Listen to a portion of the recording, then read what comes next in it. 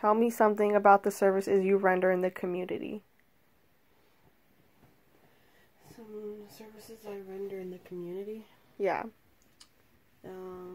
So I work for Solano County Education Consortium for UC Berkeley's CalSOAP program. Pretty much what I do is that I offer college advising, and I also do tutoring at the local middle school, and I also support, through this program, I support the Boys and Girls Club High School Teen Center. Okay. What I do with the teens is that I do a lot of mentorship, I do a lot of academic advising, homework support, grade support. So when I notice that their grades are falling behind, I pull them over and we devise a plan where we tackle to bring up missing assignments, to bring up our grades, and just to perform better on our test. As a college advisor at both the middle school and high school locations, I offer lots of information about different colleges' requirements, admissions, and I also provide lots of information about financial aid and opportunities that will help these students be more prepared for college. It's a lot of fun stuff. What do you feel are the most pressing and critical needs in the community? In the community? Yeah, like you notice, kids. I know a part of the big thing with the Boys and Girls Club is they have a lot of kids from low-income families, and it's a good place for them to be. So when you say you help them with like their grades slipping and stuff, do you think that like the community needs to have more places like the Boys and Girls Club?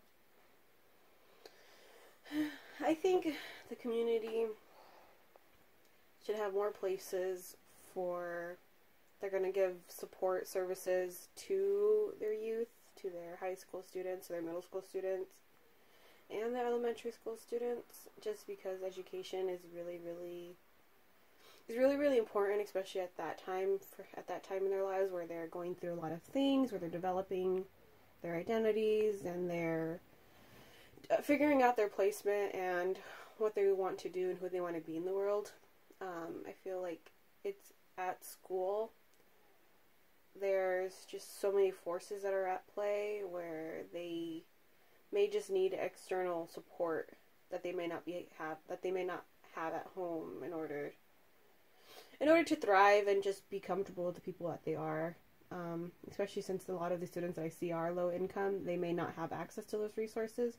So the only resources that they have are just what the school offers as like support services through like college and career clubs, like after school tutoring, counseling, advising, or Boys and Girls Club. Do you think these are being underserved in our community, or are we, overserved, or are we just not being served enough when it comes to helping our youth in their education and their path of where they're going to go in life? Well, of course they're underserved. You have low-income families who have this notion of college, and there may be like this fear of market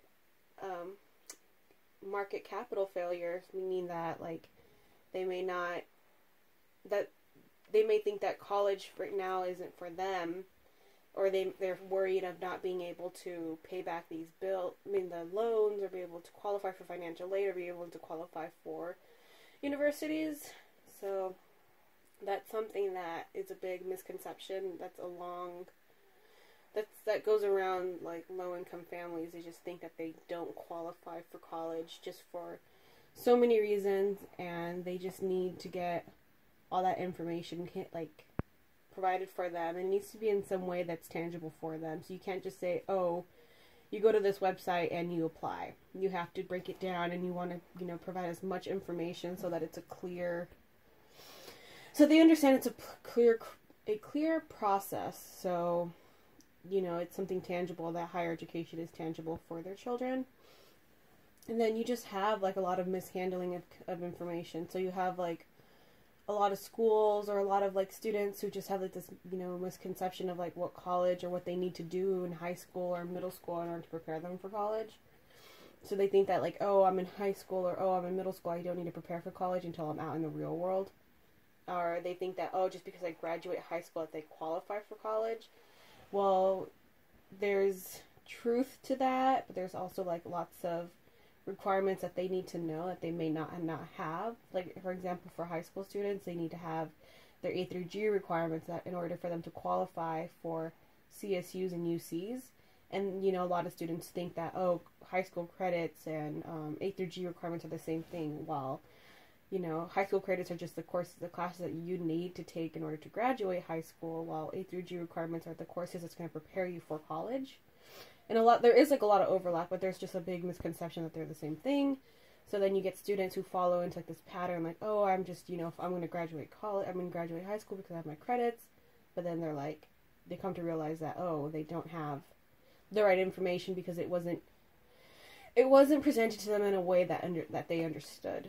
So these communities, you know, they're underserved with the time and the resources and the services in order for them to, you know, have that information of college and higher education, because, you know, especially when they are low income, you know, a lot of these students that I'm seeing are first generation, you know, college students. A lot of them are first generation high school students. Their parents are, you know, they're you know, their first immigration, their parents, you know, immigrated to this country, so they may not know too much about the system that we have in play here in the United States. So there's just so much information for them that's out there that Gets confusing. That it gets confusing, and, you know, You're there to help.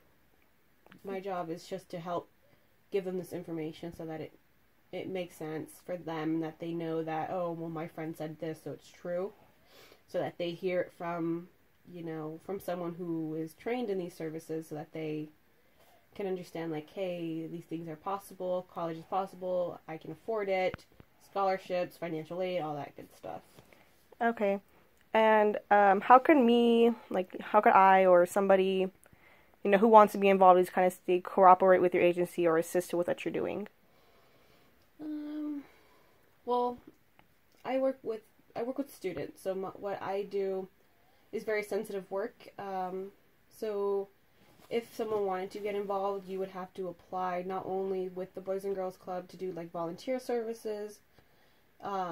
You have to sign up as a volunteer, and you have to go get background checked, get fingerprinted, and everything, just so that you're able to work with these students. And kind of the same thing with the middle school students that I work with. Same thing, you have to be checked so that you're able to be around the students, number one.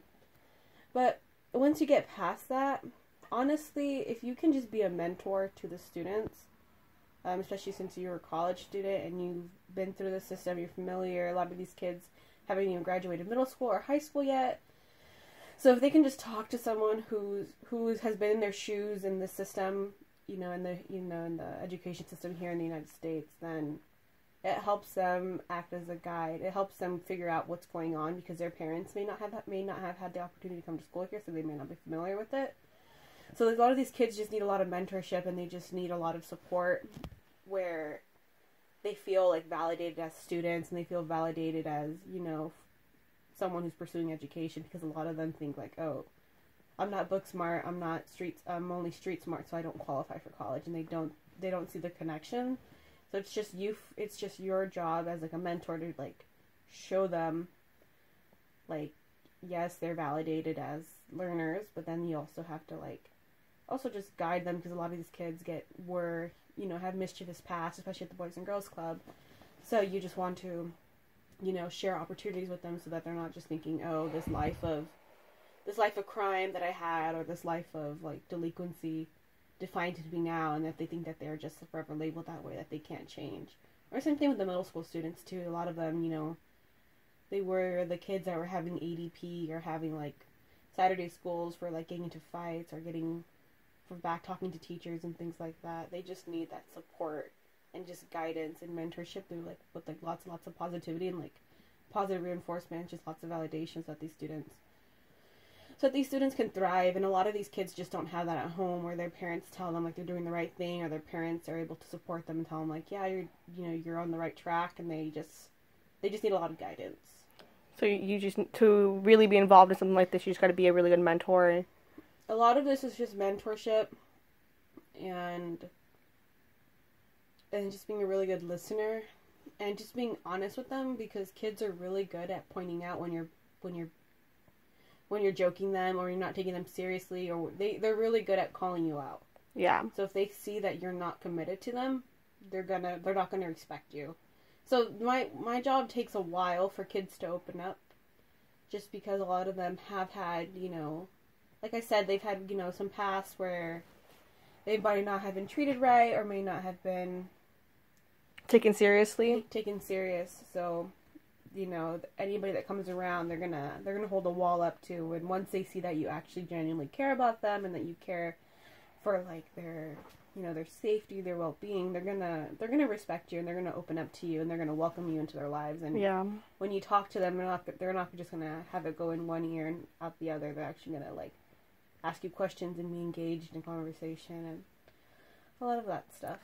Is there anything else you want to add regarding the Boys and Girl Club, or anything you want to say, Miss Alex? Let me think about.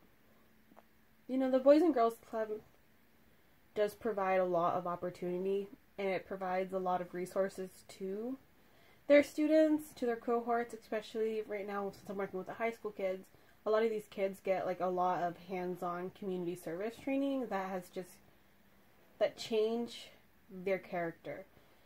For example, I had one student who told me that,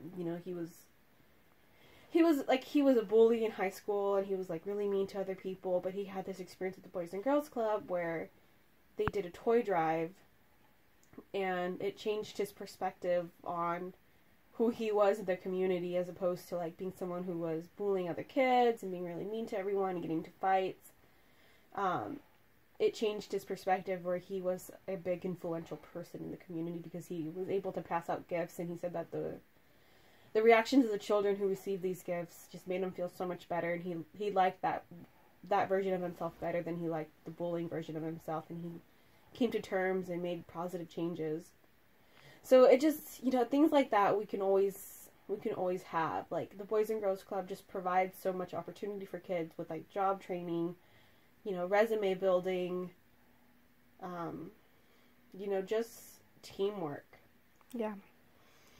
It's a really good program. The Boys and Girls Club, is often overlooked as like, oh, it's just something that bad kids go to, or like poor kids go to, and it's not. It's a program that's welcoming to all walks of life. But just right now, the students who are utilizing it are the ones who showed up to the Boys and Girls Club in handcuffs because they were fighting kids all the time. And now, if you look at them now, you would never believe that they, were a delinquent. They were delinquents, and you would never believe that these students showed up in handcuffs by the cops because they were so bad. Yeah. Now these kids are the ones that are getting like straight A's, they're getting they're getting good grades, they're talking about college, they're talking about their careers, and they're not just talking about, oh, I'm not going to go to college. The conversation about college is open now. Good. It's good. All right. Well, thank you for your time. You're welcome.